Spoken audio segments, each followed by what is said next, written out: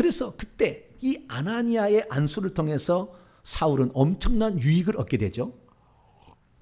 세 가지 유익이 그에게 나타납니다. 첫째는 이 사울이 자신이 걸어가야 할 길 사명에 대해서 비로소 깨닫고 발견하게 되는 것입니다. 그것은 이방인과 임금들 이스라엘 자손에게 예수 이름을 증언하라고 하나님이 세운 그릇이라는 것을 아나니아의 예언적 선포를 통해서 깨닫게 되는 것이죠. 여러분, 깨끗하고 영적인 능력을 가진 자가 안수를 하게 되면 그 사람의 장차 하나님의 어떻게 쓰실 것인가가 예언적으로 나옵니다. 그러니까 어쩌면은 이 장면은 목회자 안수와 같은 거예요. 일종의 너를 하나님의 사람으로 쓰겠다는 안수 같은 거잖아요. 그런데 사실 이 오늘날에 우리 강단은 어쩌면은 영적으로 피폐되어 있어요. 오늘날 목사 안수를 주지만 목사 안수를 주게 될 때에 하나님이 너를 어떻게 쓰시겠다고 하는 예언적 선포를 저는 들어본 적이 없었어요. 나중에 제가 들었어요. 다른 사람을 통하여서. 근데 성경은 뭐라고 했냐? 바울이 자신의 후계자인 디모데에게 이런 얘기를 합니다.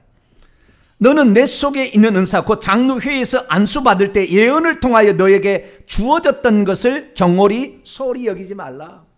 다시 말해서 이 디모데도 안수를 받았을 때 장로회에서, 그때는 장로는 목회자입니다. 이 목회자로부터 안수를 받게 됐을 때, 주의 종으로부터 안수를 받게 됐을 때 예언적인 말이 그에게 나왔다는 거예요. 너는 이렇게 길을 가야 된다. 그러니까 안수라는 건 단순하게 그냥 병만 치료하는 것이 아니라 그것이 예언이 선포되는 귀한 자리로 될 수 있다는 거죠. 이것은 내 인생이 어떻게 살아야 될지를 모르는 사람에게는 상당히 방향을 결정해주는 위대한 순간이 될 수가 있다는 것이죠. 그래서 사울은 그때 자신이 어떻게 쓰임받을 것을 그때 계시를 받게 됩니다. 두 번째, 사울은 이 안수를 통하여서 그에게서 귀신이 떨어져 나가는 귀한 체험을 하게 됩니다. 오늘 18절 말씀 보면 이렇게 말씀이 기록되어 있어요. 즉시 사울의 눈에서 비늘 같은 것이 벗어져 다시 보게 되었다. 이렇게 말하고 있습니다. 제가 이 설교를 준비하면서 주님 이게 뭡니까? 근데 순간적으로 하나님은요 엄청난 빛의 속도로 깨닫기를 했어요. 저에게는 그런 은사가 있어요. 빛의 속도로 깨닫는데 그게 뱀의 비늘이라고 확 그냥 확 다가와 버리다. 나는 한 번도 그렇게 이 설교를 준비하기 전까지 한 번도 그렇게 생각해 본 적이 없었어요. 그러면서 뱀이 착 보이는 거예요. 진짜 뱀인가? 제가 그래서 성경을 찾아봤어요. 비늘의 의미는 뭐냐? 그래서 비늘이라는 그 단어를 착 찾아보니까, 헬라어를 찾아보니까 이 전문적인 서적을 보니까 뱀의 비늘이다. 이 껍질부터 시작해요. 껍질부터 시작하는데 뱀의 비늘 딱 나와 있더라고요.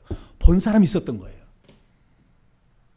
비늘이 하나가 아닙니다. 복수입니다. 그래서 제가 그 밑에다가 직역을 해봤는데요. 그러자 곧장 그의 눈들로부터 비늘들이 떨어져 버렸다. 떨어지는 것처럼 떨어져 버렸다. 그리고 그가 새로 다시 보게 되었다. 이렇게 말하고 있습니다. 여기 보니까 그의 눈들로부터 비늘들이 떨어졌다. 근데 아까 우리 개혁성경은 비늘이 벗겨졌다 하잖아요. 벗겨진 게 아니라고, 벗겨진 게 아니라고. 떨어졌어요. 그래서 진짜 이 뱀들이 비늘이 떨어지는가?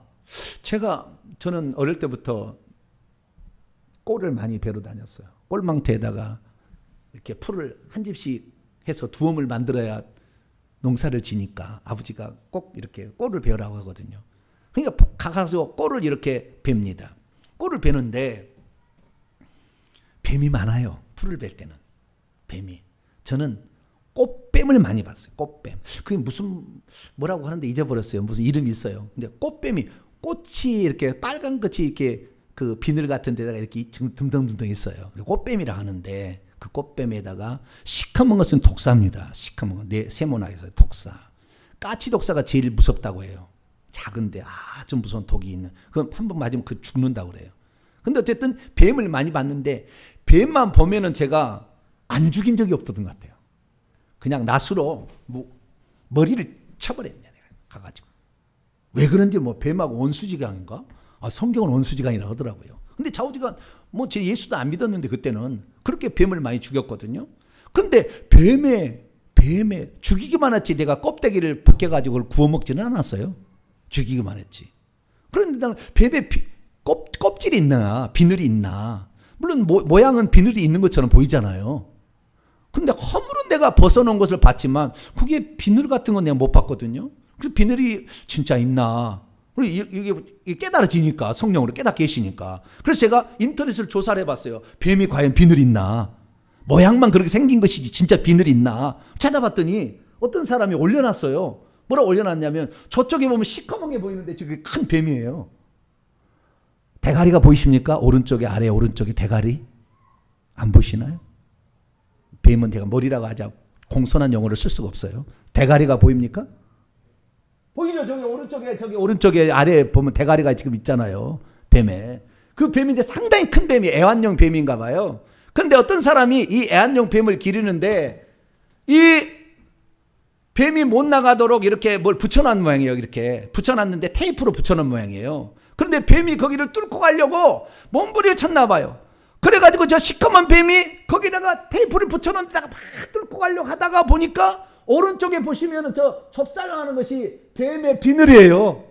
지금 이게 지금 그 테이프라고 테이프. 찐득찐득한 테이프인데 여기에 뱀의 비늘이 저기 벗겨져 있는 거예요. 그래서 이 사람이 걱정이 된 겁니다. 내가 이 뱀이 이렇게 비늘이 벗겨져 있는데 죽는 거 아니야? 혹시 피부병 걸리는 거 아니야? 허물은 모르지만 비늘 벗겨지면 죽을 것 같아. 막 걱정해가지고 글을 써놔가지고 이걸 지금 올려놓은 거예요. 내 괜찮겠냐고 이 뱀이. 그래서 제가 뱀이 굵고 크게 되면 비늘이 생기는구나. 제가 한 번도 비늘을 벗겨본 적은 없는데 비늘이 있다는 거 알았어요.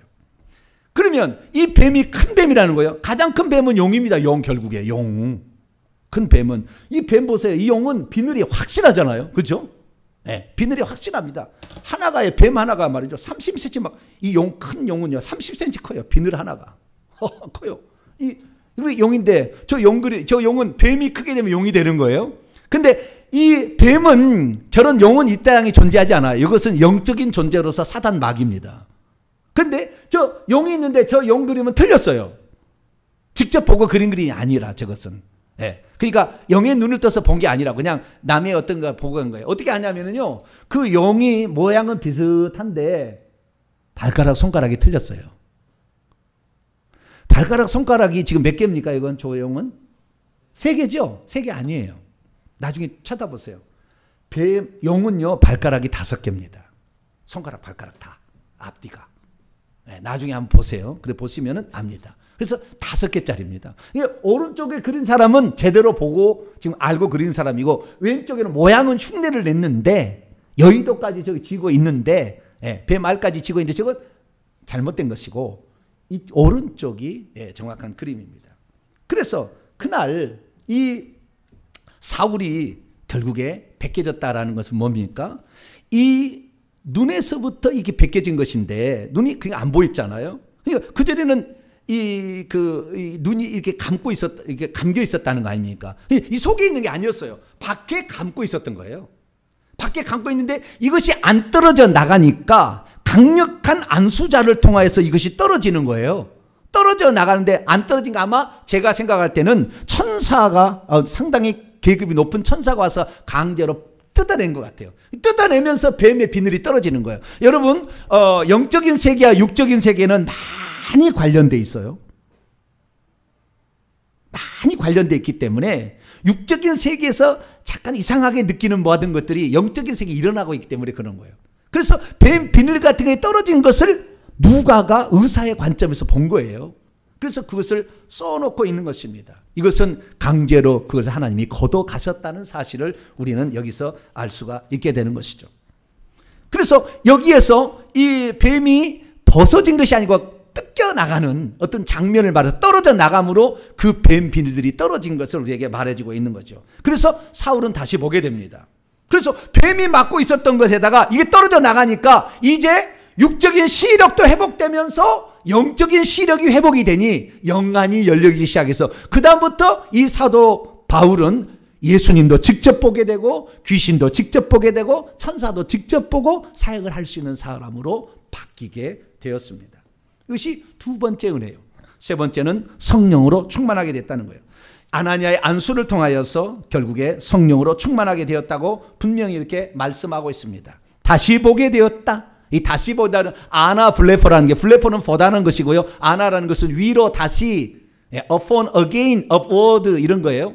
그래서 또는 new, 새롭게 이런 거예요. 새롭게 보게 되었어요. 그래서 새로운 영적인 영안이 열릴 뿐만 아니라 성령으로 충만케 되어서 성령이 들어오게 되자 모든 성경의 말씀이 다시 깨달아지는 거예요. 그래서 신학자 가운데 사도 바울을 따라갈 사람이 없습니다. 구약 성경을 그리스도론적인 관점에 예표론적으로 풀어본 유일한 사람이자 완벽한 사람이에요.